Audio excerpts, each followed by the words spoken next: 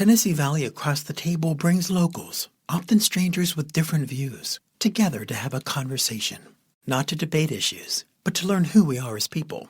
I'm Will Davis, and this series is inspired by StoryCorps and produced and edited by my honors students at the University of Tennessee at Chattanooga. This episode is by James Ortiz. Here's Giselle Palmer and Alejandro Guimoye. What made you want to do this interview today? I was just kind of curious and interested personally in the field of like storytelling, like through visual, audio.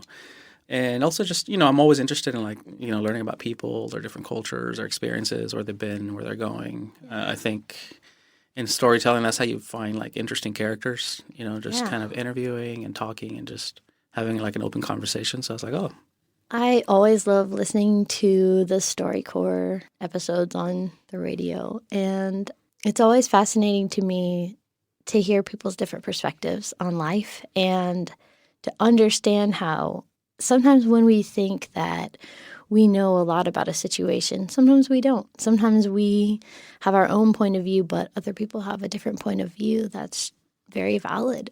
So what kind of writing do you do? I mean, right now I just kind of write for fun, and as of now, as a teacher, I just don't have a lot of time, but I have written some sort of freelance stuff. I did like some blog things, or I've written just kind of things for myself. What is it that you like about writing? I like telling stories, and I like telling things that are real about people. Not so much like creating a world, but telling true stories. That's what I was going to ask you. When you said you were a storyteller, what kind of stories do you like to tell, or what kind of a storyteller are you? So I kind of gravitate towards like kind of true stories as well, like characters that are like your average Joe. I have a 12-year-old.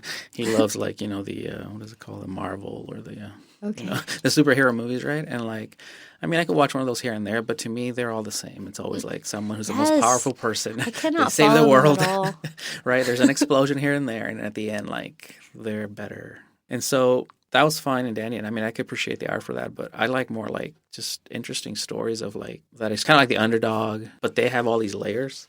And so there's all these ups and downs. In terms of like story, like I really like taking it, kind of the audience kind of on a journey, and then like have there be like unexpected moments so that they're, like almost like as a writer, like you're 2 steps ahead of them. And that's what makes them want to keep turning the page, because they're trying to catch up and find out what's going to happen to this character. And just like they're average in the sense that they don't have superpowers, but they have very interesting layered backgrounds that catch up to them. Yeah. I just like to listen to people and hear their perspectives. That was Alejandro Guimoye and Giselle Palmer, and I'm James Ortiz, an honors student studying communication at the University of Tennessee at Chattanooga. I produced this piece with help from my classmates and Will Davis at the UTC PodLab.